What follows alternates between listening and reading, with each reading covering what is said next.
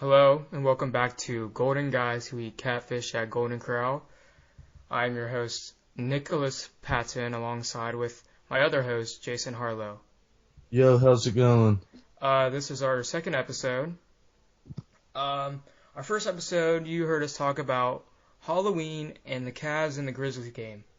And both of those have passed. And About Gold Corral quite a bit. Oh yeah, and Golden Corral and other funny stuff. But the Cavs game and the Grizzlies game has passed, and we know the results, and we know that Cavs gave the Grizzlies a can of whoop ass, pretty much. They butt fucked the living shit out of them. Yeah, I think with that loss with the Bulls, kind of put them in the right mindset, and then they just came back and really laid the hammer down on the Grizzlies. Absolutely. Yeah, and then we talked about our favorite Halloween movies, and Halloween just happened yesterday. We are recording this on a Sunday. So yeah, Halloween happened last night, and for me it was fun. I don't know about Jason. Jason, what did you do? We really didn't talk about this really last night. Yeah, I haven't even talked to you in a little bit. I had a decent Halloween. It wasn't as cool as it should have been, but I kind of feel like that every year. To me, it's the Halloween celebration usually goes down like weeks leading up to Halloween, and the night of Halloween, I usually just take it easy. Yeah. That's kind of how I feel. Like, I do a bunch of crazy stuff, like, in the month of October and other stuff, and then, like, Halloween comes, and then everything's just, like, kind of, like, not as hyped as it could be. Yeah, like, I don't know, it's more like the anticipation of Halloween that's Yeah. always pretty epic. Did you have any fun Halloween parties? Oh, but I'm invited to one this coming weekend. It's to celebrate the fact that Halloween never fucking ends for all of us. Exactly. For all of us crazy horror fans. Yeah. And it's like a legit like Halloween costume party coming up like next weekend, like next Saturday night. I may actually be attending that. I'm not sure. Are you gonna wear what I think you want to wear? That clown mask? Yeah, the clown mask that I'm using for my 60 Seconds to Die segment. I may or may not be bringing it along with me, but I'd freaking love to. Yeah, I can't lie. It is a pretty kick-ass mask. I think. It makes me hard in different types of places. But anyways, you want to know how my Halloween went? Absolutely. All right, so Friday it was a high school game, and for our student section we had dress up, like Halloween dress up, and that was really fun. But then it got kind of lame later that night, and then Halloween came.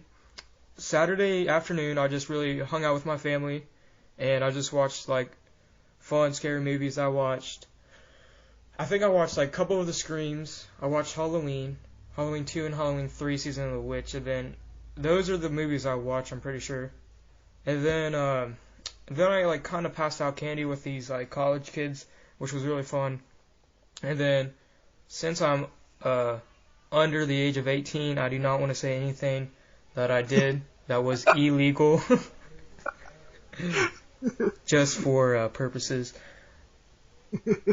So Yeah, I mean, when you asked me what I did for Halloween, I was thinking about like being completely honest about it, but then I was like, well, I probably shouldn't. well, I think it's okay if you did, because you're not even 21 yet, are you? Yeah, I still got a little ways, Yeah. So and there's some things that aren't legal no matter how old you are. so maybe we should keep it on the down low. Yeah, absolutely. But what is going to be pretty awesome about this episode is we have our very first guest, Tyler Hall. We're going to bring him into this session in a little bit. But before we do, we're going to talk about our favorite thing, which is WWE. Well, it used to be our favorite thing, but man, that shit's gone downhill. It really has. That's pretty much what we're going to be talking about for a little bit.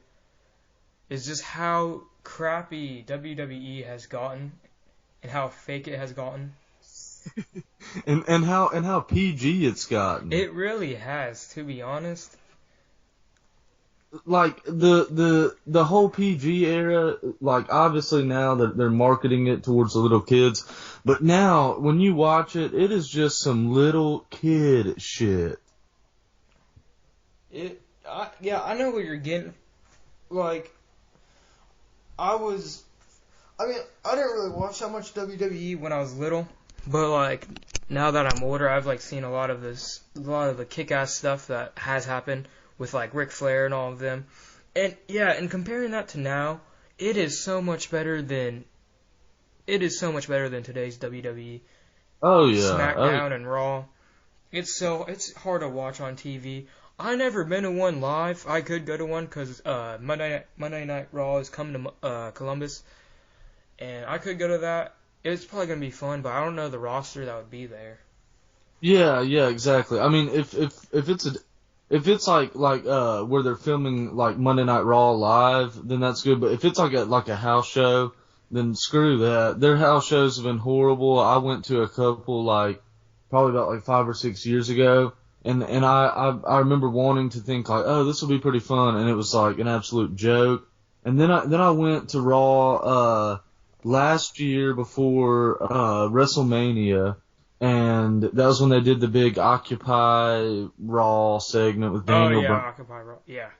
He fucking sucks, I think. I think he's the biggest overrated piece of shit that ever stepped foot in the squared circle.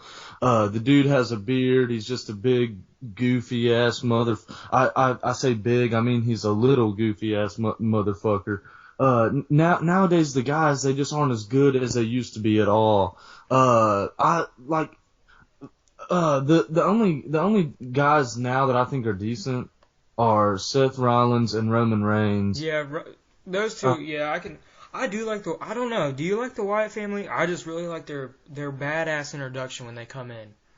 Yeah. Actually, they're really awesome. For some reason, They're I was, like the whore of freaking WWE.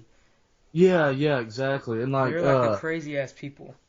yeah, and like They're the rednecks that fuck their cousins of the WWE. yeah, basically. And just like everything that they do is usually entertaining. And then I think that Seth Rollins is good, but he's extremely overrated. Overrated, yeah, he really is. Every week the show opens with Stephanie McMahon and Triple H walking out together, and then they talk for a little bit. They plug the $9.99 network every fucking week, multiple times, and then somebody else comes out, and when Brock Lesnar's not on a 50-week hiatus like how he usually is, then it makes Heyman that comes out, but it's usually Roman Reigns that comes out, and then they just hype him, and it's almost kind of trollish because like it's really hard to like explain what they're trying to do with Seth Rollins, because it's like they're hyping him as like the greatest ever, but we know that he's not. So I can't tell if they're trying to get like heel type heat, or if they're just absolutely trolling their audience, because yes, he's good for today's standards, but there's no other guys. I mean, like he's the only person that they have. Nobody else could be the champion right now. What about John Cena? Man, John Cena, he's one of the most overrated. John Cena. I don't know if I like him or if I hate him. People really just turned John Cena into a meme, a big giant internet meme.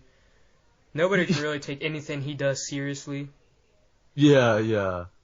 I mean, like John Cena is undoubtedly their biggest star right now. He's the one that gets them all the money and everything, all the viewers. Yeah, Everybody knows John Cena. But like they've been riding riding the waves of his popularity for so long now that they're forced into just doing something else now, and whatever the hell they're thinking, it's clearly not working. Just because every week, like you could watch you could watch it one week and then miss it for the next 3 weeks, and it would be the same stupid It PG. is the same thing every week, and it's so boring to watch. Yeah, exactly. It's Raw is 3 hours long Of the same bullshit that I saw last week. It's kind of like Yeah, The Walking Dead. yeah. Like there's just nothing entertaining about it anymore. It's just a bunch of horse shit. Yeah, but my favorite, the people I like in WWE would probably be, who do I even like in the WWE universe? Thing like I can't even think Yeah, I of can't really like now I think of it. There's not. I hate the Dooley boys. The Dooley boys are really annoying too. I just don't like them at all. man. They haven't been anything since the '90s. They were awesome back in the ECW Yeah, days, yeah, but now, man, they're just annoying. yeah. They Like really are. they've been doing the same shit for 20 years now. Mhm. And that goes for all the people, like, cause, like, they always bring back these old guys from, Yes, like, back in like the day. like Shawn Michaels. Yeah, yeah, and, like, Ric Flair, Yeah, and, like, yeah. We're like, who's his hey, daughter's name again? What's his daughter? Charlotte, Yeah, Charla. Oh, yeah, she annoys me too. she's nuts. I don't, like, just the whole roster right now is just so paper thin. I feel like if one or two of their guys were to, like, get hurt and have to take time off or something, they would be so fucked. Yeah, yeah, yeah. They It's also they need to do something about Kane too. He's oh getting really old. for the he's been doing the same type shit for so long where he becomes like he's like the demon guy and then Yeah, then the corporate Kane. oh man that's such a joke, that corporate Kane bullshit that's the biggest joke, like, and to think that he was just recently like fighting for the title, that's such a joke because It nobody really is. even knows With who the hell he's like well I mean obviously people know who Kane is, but my point is he's not on anybody's radar anymore. Like there's nobody who watches Raw and says Kane's on TV, let's tune into that. yeah, I know what you're talking about. Like he's so irrelevant now. He really has. The only thing that looks kind of sweet uh, coming with WWE is the WWE 2K16 game. I actually kind of want that game. See, my thing is I've not played one of those games in a long time. You really should try to get one. They're actually pretty fun. I Create did your own have superstar. I did have like the 2012 one that came out, but since then I haven't been getting it. It is fun and there's a lot of like downloadable content that makes it even more fun. Yeah. And the makes it so that it's not just like the same old shit all the time. But I don't know. I mean, those games they do kind of rehash like the same. Like they have like really basic type formulas. I feel. Where it's kind of like any other combat game except arguably like stupider. Yeah, But with that, definitely. I would be willing to play those games again because they are kind of fun. They are fun. My cat just knocked down some bullshit. I don't know. That was kind of funny. It was just out of nowhere. Did you hear that? Yeah, definitely heard some shit coming from Yeah, it was here. my cat. She just, it was like I don't even know what she dropped. It looked like I can't even see what she dropped. But anyways, back to WWE. Okay, wait. So, question: Did you see last week's last week's Raw? Not SmackDown. Raw. No, I don't think I think I only saw like one hour of it. I just tuned in to see the Hell in a Cell results. Oh yeah. Well, you honestly did not miss much. It's always the same old shit. Just like every week, it started out with like Triple H and Stephanie coming out, and then like Seth Rollins came out and they hyped him as like the greatest of all time or something. And then Roman Reigns came out and like Roman Reigns, I like him a lot. I think that he has potential. He has the look of like just somebody who would be like a star. But the thing He definitely does. I like the little move he has too. Oh yeah, definitely. Like, okay, in the ring, he's not that bad. He usually has good matches, but his cardio is horrible. So he always has to try to act like he's hurt. He's always really selling like every single move that the opponent does, just so that he can like get some time to regas. And I think that's really kind of pathetic. It's like, dude, you're a like pro wrestler, and you're clearly like in decent looking shape. Like, what's wrong with your cardio? And his acting is not very good either. I think. Like, dude, I read that they made him take acting classes. No, well, I mean, you do really need to take acting classes if you want to be a WWE superstar. Okay, listen. Most of those guys are not the best of actors, but they have their natural thing that pops out. They can do something. Like, they take whatever the creative team gives them, and they start to really become that character. But with Roman Reigns, it's like, what kind of character does he have? Like, he's just a guy. Yeah, like, he's just a guy in the WWE universe. Yeah, and so like with him, it's like there's nothing to his character really. So he just has to like use these like, I'm coming for your belt. You best believe it, or just like. And like then that. he has that rival with the Wyatt family. He hates the Wyatt family, and they hate him. Yeah. But I think now after last week's Raw, I think that they're setting something up so that Roman Reigns is going to be fighting Seth Rollins for the belt at like the next pay-per-view. Didn't they used to be a little team though? Didn't they used to be a team? Yeah, those two and Dean Ambrose to be the Shield. And like the whole internet wrestling community, like all those people that post on the message board and bullshit, they used to love the Shield, and they used to love Roman Reigns, but now it's like now that the group split up, it seems like everyone loves Seth Rollins and loves Dean Ambrose, but Roman Reigns gets hated on. Yeah, that's how it. Dean Ambrose is horrible. Do you know of Dean Ambrose? Yeah. I think that he's an absolute joke. Like the gimmick that the creative team gave him is that he's like crazy or something.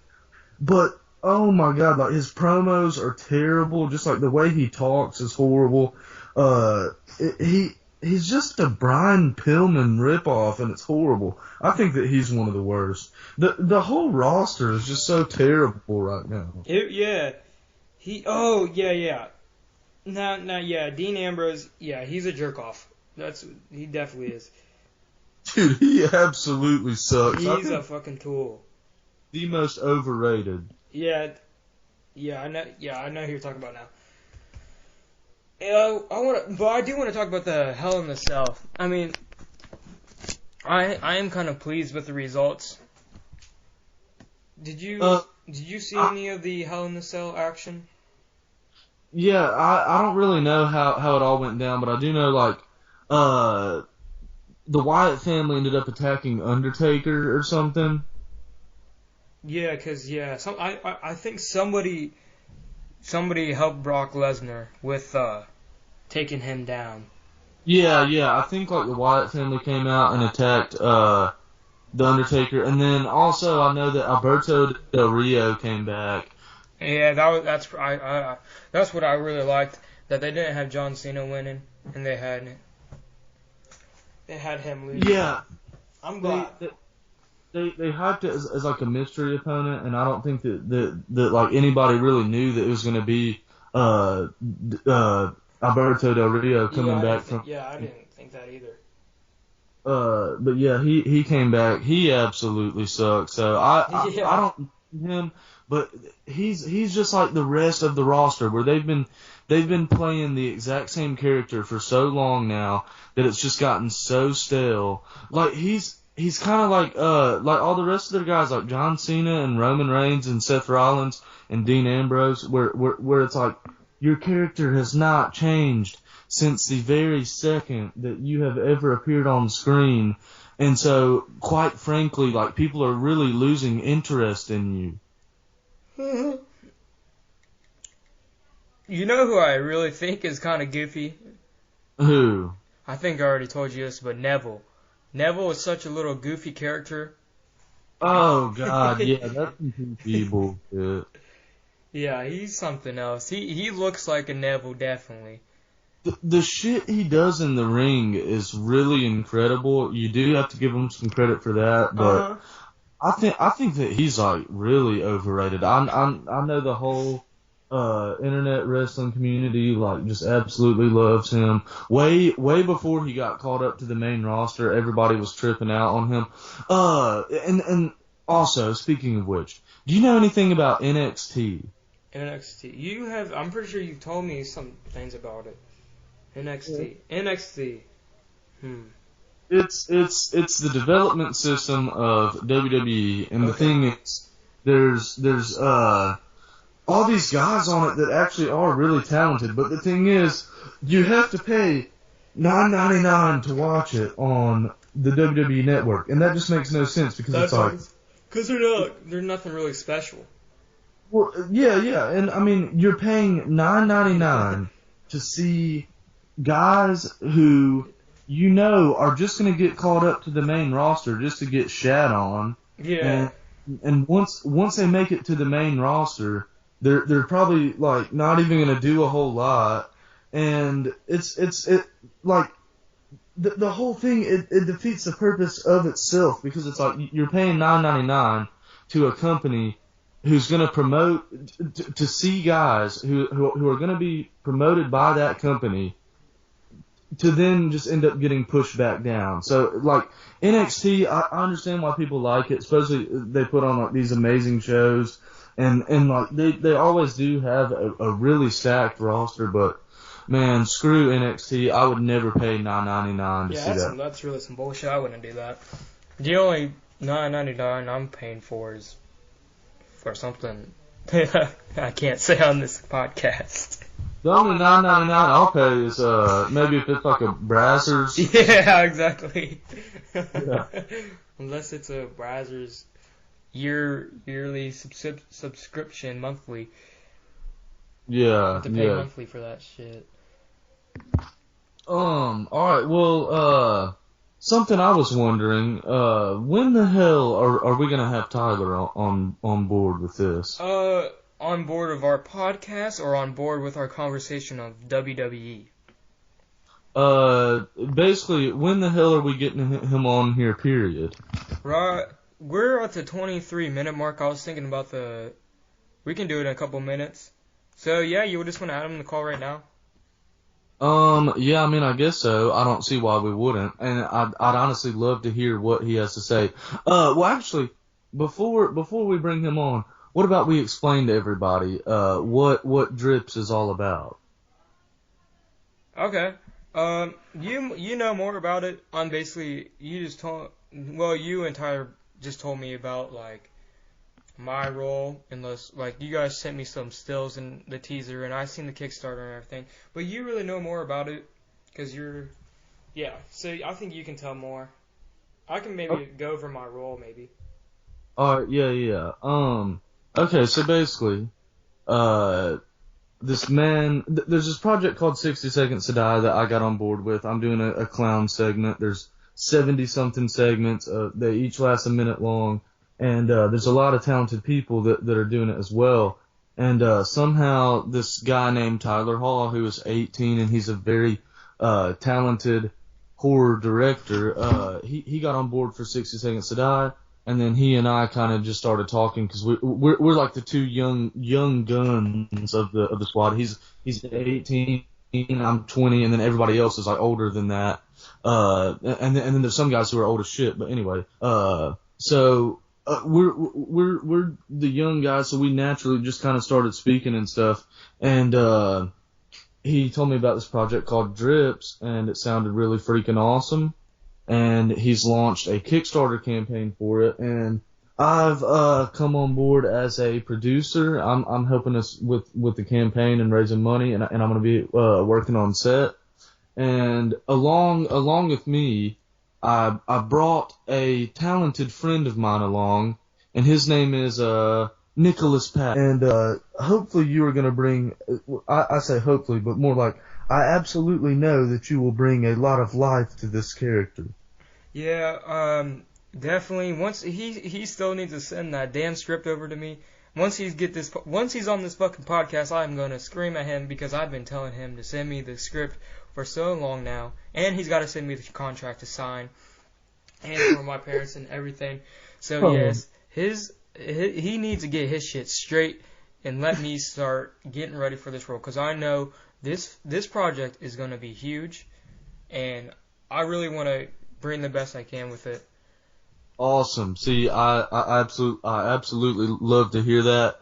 I think that this is going to be extremely huge as well because, I mean, this is like an ensemble cast and crew of just the most talented indie horror folks of all time, in my super humble opinion. And no, I'm not tooting my own horn. I'm mostly talking about everybody else. Matt Cloud is on board as a producer. Tom Gore is acting in it, isn't he? Yes, Tom Gore is playing the killer. I think that The is clown, absolutely... yes. And wait till you guys see the Facebook page and like the Kickstarter. You can actually find the Facebook page. It's Slasher Studios presents Drips, and I think we should tell them about Slasher Studios. We will be sharing the Drips page on the Golden Guys page. Yeah, definitely. Once we upload the episode. Alright, well, I guess that's all. This is going to be awesome. Slasher Studios is distributing it. And I guess without further adu, we will bring Tyler on board. Yeah, he's texting us. So yeah, I'm gonna add him to the call real quick. Young Desk. He better pick up. Alright. We are calling him right now.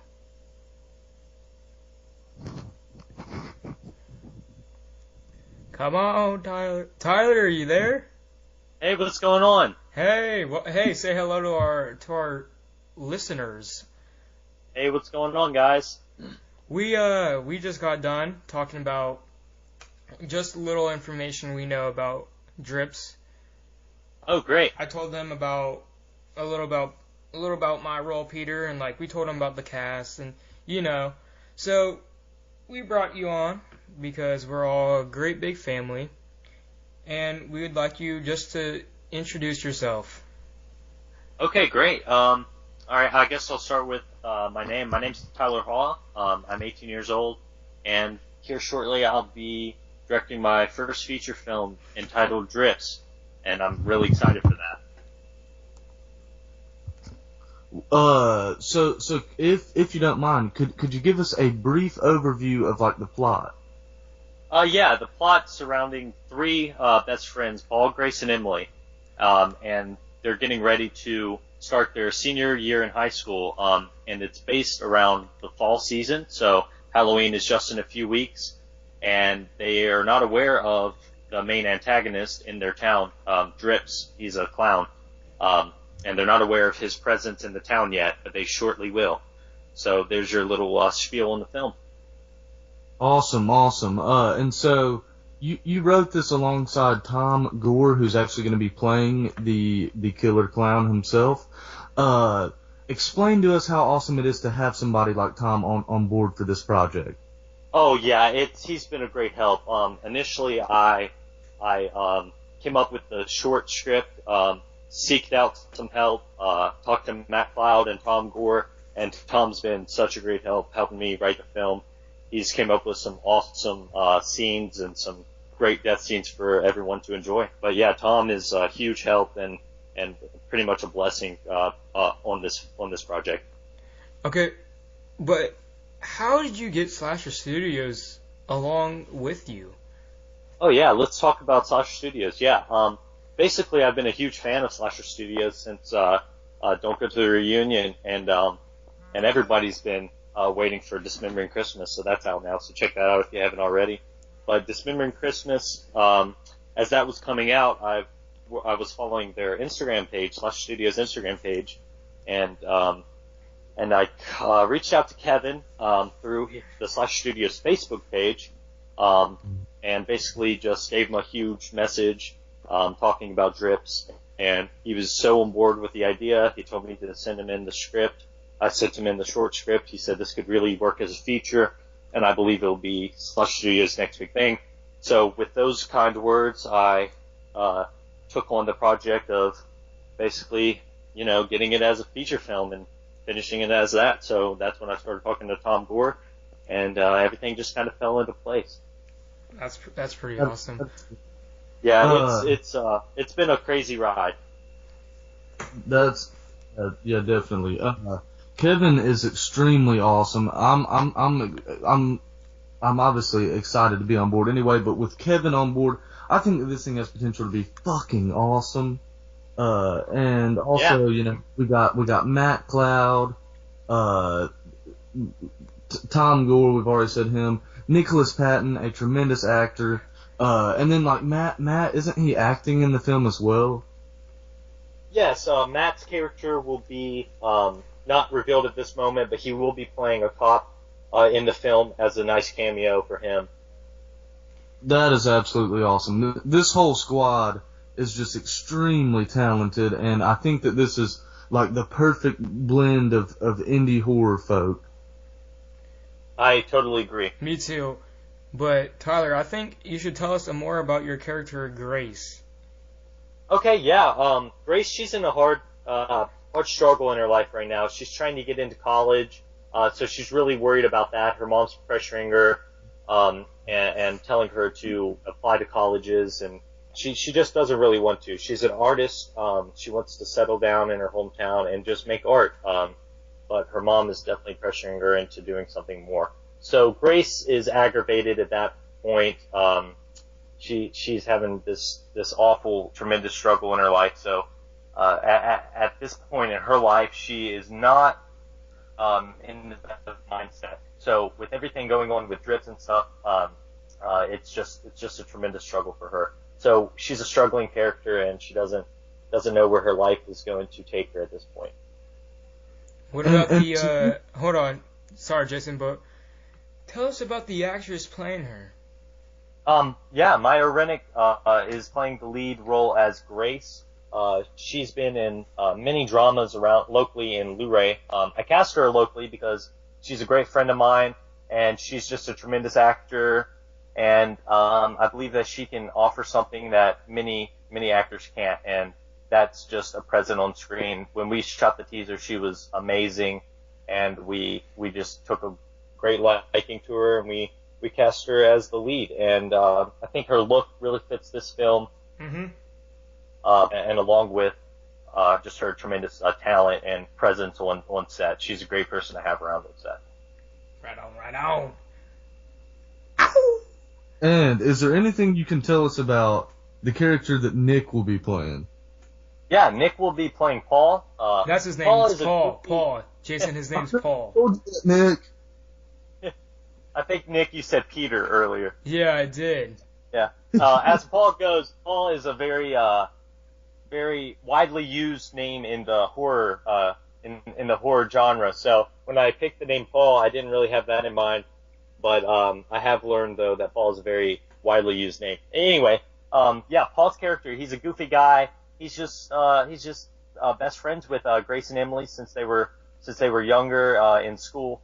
But Paul has this tremendous crush on Grace, and that's where he's at in his life. He's in love with Grace. He has been since elementary school, and he's just going to do anything he can to protect Grace in this story. That is awesome. I really look forward to seeing how Nick works to bring that character to life. I truly think he did the epic job. And let me just thank Jason real quick for finding Nick and bringing him to this table, because Nick's done some great things in the past, and I believe that he's going to definitely offer something great for Paul's character. The look is there and the acting's there, so I'm just very excited to see what Nick can do himself with the character. Wow, awesome. guys, I am so flattered you guys are saying this about me. I am so thankful for you guys. I think I'm crying right now. Nick, you're something else. But yeah, that is pretty badass. Nick's perfect for the role that I wrote. This kind of goofy, funny guy. He's just everyone's best friend. Everyone has that friend who's really funny and doesn't know when to take things serious, but is just a great friend. Hell yeah. If you ever need somebody to cry in the movie, I think that Nick is your guy. Okay, good. Yeah, we'll have him be. Yeah, he'll definitely be crying. There's some crying scenes in this in the script. So. Yeah, Tyler, you need to send that over to me. You haven't sent the contract or anything over yet. Yeah, I will. I'll send that stuff over tonight for you. Okay, how badass is our location that we are filming? Oh, have you checked out any of the set location stuff? Any of the stills that I took? Yeah, I have. Yeah, let me just talk about my hometown Luray. I'm originally from Oak Hill, West Virginia. I moved here when I was 3, so I moved into Luray, Virginia when I was 3. It captures that Haddonfield Halloween fall The town. small town vibe. Everyone knows the small town vibe. Everyone knows the girl next door. Luray offers that. I live that every day. I live in a small town, and right now I'm staring out my window just looking at the fall leaves, and it's absolutely beautiful here. We're surrounded by 2 mountains, the Appalachian and the Massanutten, and the Blue Ridge. What can I say? It's a beautiful place. Yeah, I bet. Cause I fucking love mountains. Yeah, I've been to Virginia a couple times, and it is really a beautiful state, and it's gonna be pretty cool to shoot there. Virginia's actually a state. Yeah, Virginia. Yeah, Virginia. You said city of Virginia, but Oh, anyway. no. All right. I've just been to Virginia a couple times, and it's a beautiful state. That's my it really inconvenience. is. And this is western northern Virginia, so it's got that West Virginia kind of old school country rural feel, so it's perfect. Fuck yes, I love to hear that. I also like how you compared it to Haddonfield. Oh, it is Haddonfield. It's definitely the Haddonfield of Virginia. Luray is. It definitely is. Awesome. Yeah, that's definitely what I like to hear. Yeah, and with Halloween having just passed, it seems super. I'm just absolutely in the spirit for something Halloweeny. Yeah, exactly. And I believe this film is totally going to give everyone that next Halloween movie. It's going to be perfect to watch on Halloween night, as a lot of the scenes take place in and around Halloween. So just seeing the fall atmosphere in this film is going to totally give it that Halloween vibe. That sounds tremendous. Yeah. And yeah. But I was gonna ask a question. This is a clown feature, right? All right. So, did you take any inspirations from like other clown films, such as like It? Well, okay. Real quick, I'd like to say most clown movies do suck. Yeah. So I think that our aspirations should be to make this the first ever clown movie that doesn't suck. Yeah. Like Mockingbird. Have you guys seen that? Like what? I think it's called Mockingbird. Yeah, I've seen Mockingbird. Yeah. Yeah. The last clown film that I really enjoyed was I believe it's All Hallows Eve. Is that what it's called? Yeah. Yeah. I did really enjoy that. But let me just speak about my inspiration. Initially, I never thought of myself as doing a clown film. I always just thought of myself as doing a paranormal slasher film. But I created the short film initially based on my Halloween costume idea for the upcoming holiday that just passed. So that was my initial inspiration. I kind of wanted to write a story around my Halloween costume that I was doing. Then everything just fell into place. But like you said, Nick, it being an inspiration, it actually hasn't been writing this film. I stick more towards the films It Follows by David Robert Mitchell and Halloween, of course, by John Carpenter. So those are my 2 biggest inspirations. I wanted to bring a completely new idea to this film. So the clown is just something that the antagonist actually hides behind. He's just more of that look than anything else. That is badass. I just gotta say that. But I had another question in mind, and I'm pretty sure you told me that there's gonna be like an '80s type feel in this. Oh yes, it's definitely inspired by 70s and 80s films, of course. That gets me so hyped, just as like when I finally get to watch it, and that's gonna be awesome for like audiences who are gonna like the barn and that type of stuff. Like I'm really into 80s stuff, let me go on record saying this. 80s synth score makes my dick hard. I totally agree. Yes. There's nothing better. No, there really isn't. Without the score, the film cannot be done. Yeah. And I definitely believe that in a lot of films. Like if you take Halloween, for instance, and take the score out of it, it's not a scary movie. Oh, Yeah, true. Yeah, the opening little bits of Halloween just have like these little noises where it's like, but like the music is fucking perfect. Like just those little sounds in the movie like help add to the epicness. Yeah, and my editor Austin Bailey and I, and the guy who's going to be doing the score, Cole Allen, we're all going to collaborate on the editing. And we're all going to sit down together, and we're going to add those 80s sounds, and we're going to add those little bits and pieces of bass drop when they're needed. So yeah, it's gonna be totally inspired by 80s films. That sounds absolutely amazing. Yeah, like that type of music and just that style. Yeah, the style of like the 80s, like slashers, that's like what a majority of horror fans would love to see it. Just like coming from a perspective. Yeah, exactly. Like 80s horror fans and horror fans in general, die-hard horror fans, they look for those next homages to the films that they've already loved.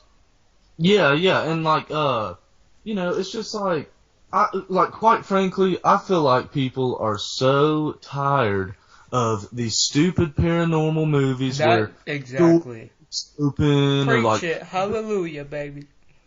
Yeah, exactly. People are fed up with that type of baloney. It's the same old stuff. It really is. There's always like these certain trends, like for a little bit it was like remakes but see like now it's become just straight up and like the found footage stuff. But see now it's all about people moving to a house, there's paranormal shit going on, blah blah blah blah blah. And those are like the only horror films that are getting like wide releases nowadays. Is these paranormal ones and these exorcism ones and all this baloney that we've seen so many times. Just a different story, really. That's to me. I hate character. it. You go to the theater and you see these paranormal movies. Film, give me an 80s. Make my freaking dick hard. I'm tired of these stupid paranormal movies. Yes, I agree. I think a majority of horror fans are, including me. Including me as well. And with Rick, hopefully this will be just a lovely 80s homage, super awesome slasher film throwback, that type of thing. Yeah, it totally is going to be, and I think everyone else will think the same thing. Yeah, and surprisingly, a lot of people are afraid of clowns, so it's definitely probably going to be scary for a lot of viewers. Yes, yeah. Also, finally, I think that we should be talking about the Kickstarter campaign right now. Oh, yeah. Yeah, of course. Everyone can go on to Kickstarter.com, search Drips, and it'll be the first thing that pops up. You'll see our beautiful artwork by Austin Hinderleiter. Sorry if I butchered your last name, but his artwork is beautiful, and it totally gives it gives my vision. It basically brings my vision to life. So if you see the poster art, you're in the right place. And the teaser trailer and the pitch video are also pretty awesome. I got the chance to check that out before you launched the campaign, and that got me even more pumped for the project. And hopefully when people come across the campaign, they'll see the pitch video and they'll think, "Holy shit, this is awesome." Yeah, I'd like to talk about that for a second, if you don't mind. Yeah. Go for it. Yeah, we totally shot the teaser with no budget at all, so we had no money to work with other than what was out of my pocket. And I do believe that the teaser definitely shines light on my vision and what we can do with some money. So yeah, if you check the teaser out, just keep in mind that we didn't shoot it with any budget at all, and we've got more to offer you guys and better. Now, do you plan on adding any like celebrity to the cast or crew? Yeah, right now we're looking at Jim Crut from Dawn of the Dead. He has, we believe, signed on at this moment, but his schedule's a little iffy with conventions and stuff next October. So he will definitely be playing either a cameo or actually a pretty nice role in Drips. And I'm also looking at Lynn Lowry right now. She's a little steep, but we're talking to her to see if she can possibly bring down her price. And a few others, but we're going to keep those for later. Yeah, I think you should keep that on the down low. Have you, just then, was that your first time announcing those, those people aren't confirmed, obviously, but I'm just saying, is that your first time publicly saying that you are in negotiations with particular horror celebrities?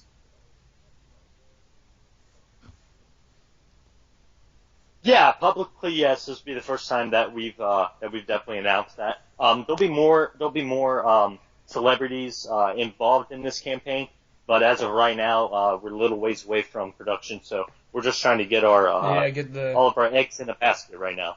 Yeah. That's a good way to put it. When you mentioned those names, that was certainly news to me, but that is awesome news. Yeah, and that hearing Lynn Lowry. She's an amazing actress. Yeah. So, winning an award. Yeah. And my connection with Matt Cloud is going to go a long ways with this. He knows celebrities from up and down the East Coast and all the way stretching from the West Coast. So, everyone, just to let you know that there will be more celebrities involved. That's going to be pretty awesome for everybody. Matt and I don't think we've ever actually had a conversation before, but I've been keeping up with his shit for the longest time. I've already kind of told you this, Tyler, but just seeing his shit of like Night of the Living Dead, Genesis, Bloodbath in Creightonville, like stuff like that. Just I've been keeping up with his stuff for so long now, and he is an absolute icon to me, and it's a pretty big deal for me to be working alongside that dude. So that's something that I'm pumped about. Yeah, I can't thank Matt enough. He's been my mentor since I was 15. Obviously, I met him, and everything just with me has like lifted off, and it's wild. So without him, I wouldn't be here right now. I think Matt can definitely bring a whole lot to the table. Just as much as anybody else can, because he's a freaking champion. Yeah, Matt is wonderful. He gets some of the greatest names on his projects, and definitely look out for Night of the Living Dead Genesis coming next year, and The Malevolent coming next year as well. Awesome. Yep, The Malevolent actually is a huge homage to Dario Argento's films. So if you're a Dario Argento fan or just a foreign horror fan in general, definitely check out The Malevolent coming next year. Awesome. Well, it looks as though we've reached like the 50-ish. Yeah. But we do have a little bit of time. First of all, Tyler, is there anything else that you'd like to add? Maybe plug like the Facebook page or like the whatever. Yeah, of course. Let me pull up the Facebook page link. I think it's just if you go to facebook.com/strips, it should take you there. But if not, just search Strips, Slasher Studios presents Strips, and it should take you right to our page. Go ahead and give us a like. It means a whole lot to us, and if you can, donate to the film, whatever you can do, it definitely helps. Yeah, definitely. The more people we can get to donate, the more awesome this project will be, because every freaking penny is going to go towards some kind of awesomeness that will go with this film. It's going to go towards, the money's going to go towards some great effects, a great director of photography that we haven't ruled out yet, but everything that goes towards the campaign is going to be shown. You will see it in the film. Like, you will definitely, your money will be shown in the film. You'll definitely see why we asked for the $10,000, and without it, we couldn't make the film that we're making right now. And for all your lovely donations, there's a bunch of great stuff like great perks, special thanks credits and producer credits and all other sorts of things. Yeah, we have great rewards stretching from posters all the way to the Blu-ray, DVD, and even up to executive producer. So check those out, guys, if you haven't already. Yes, absolutely. Nick, before we go, is there anything else that we need to add? No, I think we covered everything for this episode. Next episode will be probably released. We'll be talking about something awesome. I think. Oh, I know what we're talking about. We're talking about Ronda Rousey versus. I cannot wait for that. That's going to be awesome. That's going to be a great fight. Yeah.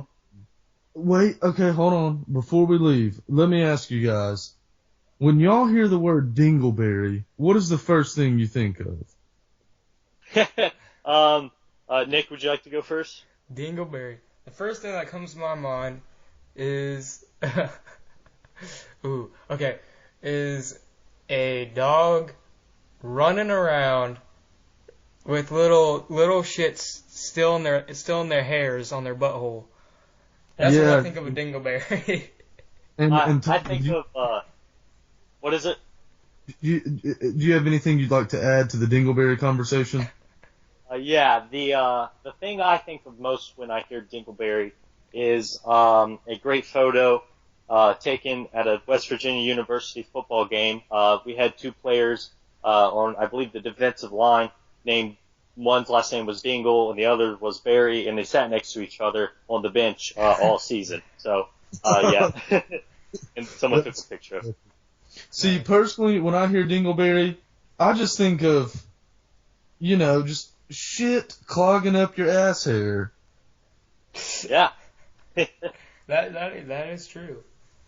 Absolutely. Okay, well, Tyler, do you have anything, but before you leave, give me one great reason as to why everybody hearing this should donate to Drips right now.